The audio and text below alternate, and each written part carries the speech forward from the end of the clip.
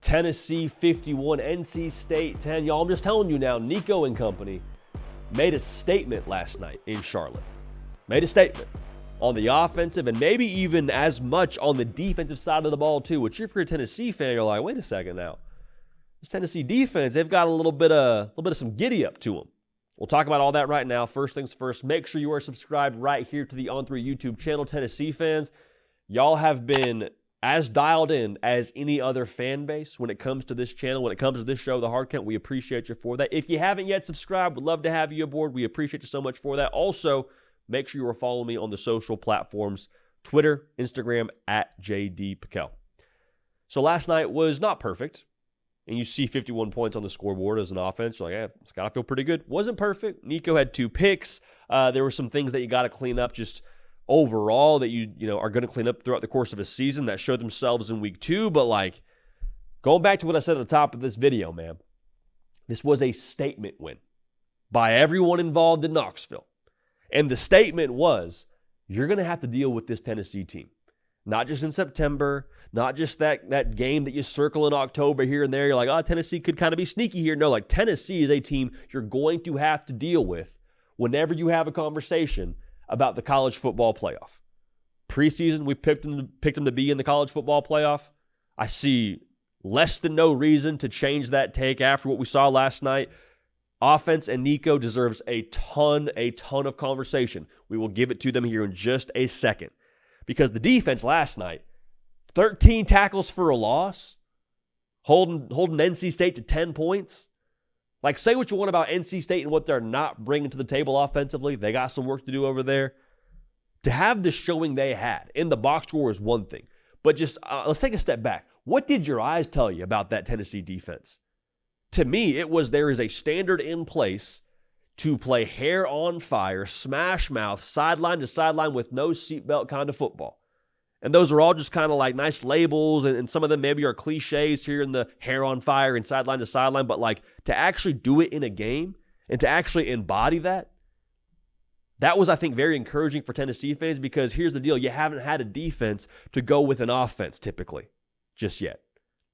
And that's not like a thing that you have to be overly upset about at this point in the Josh Heupel era, but like what you had last night, I think, was the culmination of what they've been building to since he's been there.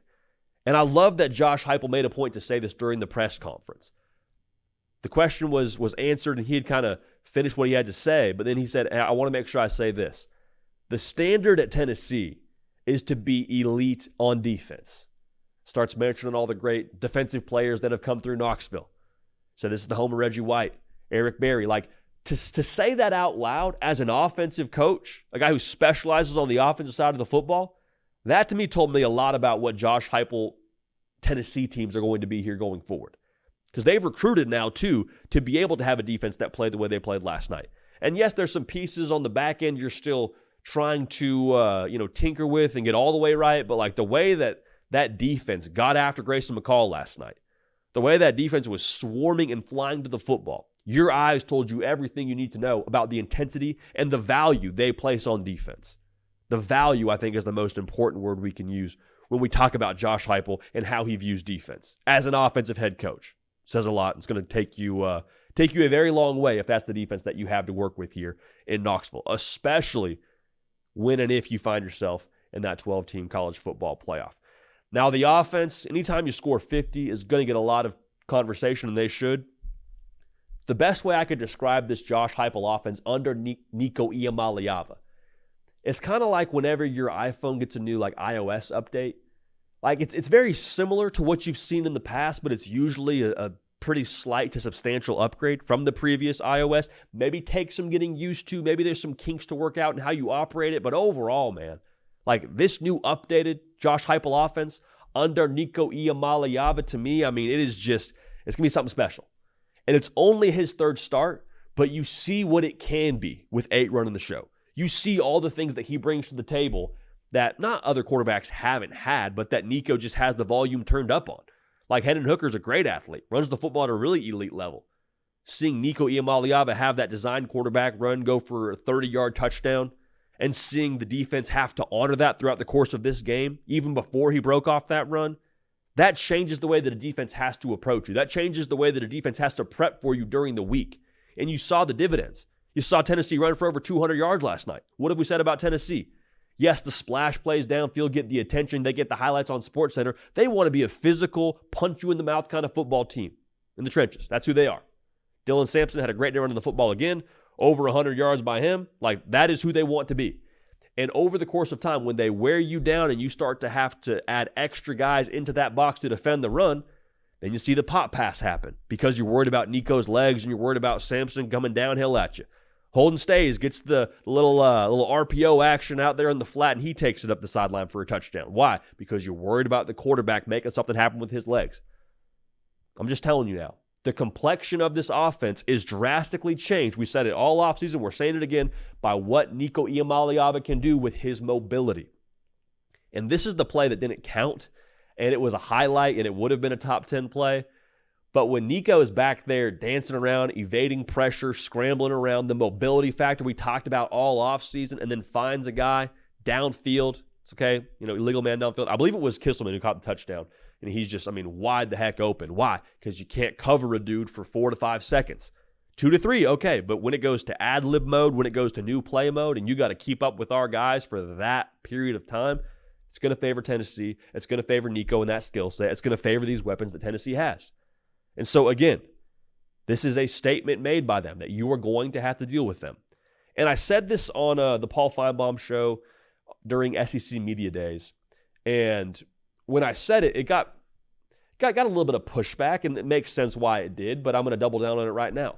Nico Iamaleava physically is the most gifted quarterback Tennessee has ever had. Now, that doesn't mean he's the best quarterback Tennessee's ever had. I think there is a certain individual that wore number 16 in Knoxville that has a pretty strong grip on that title. But just from physical giftings, Nico Iamaleava, through 3 starts, I've seen enough.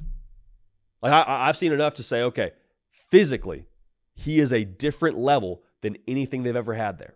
Okay, so what you get out of that now, a lot of that falls on Nico Iamaleava and how good he wants to be. It falls a lot on what Tennessee is as a football team and how much they're able to maximize him and all those things. But to have that kind of potential at quarterback, to have that kind of juice at quarterback, that's going to keep you in, I believe, every single football game. That's going to give you a chance, I believe, to go to the college football playoff, make some noise when you get there.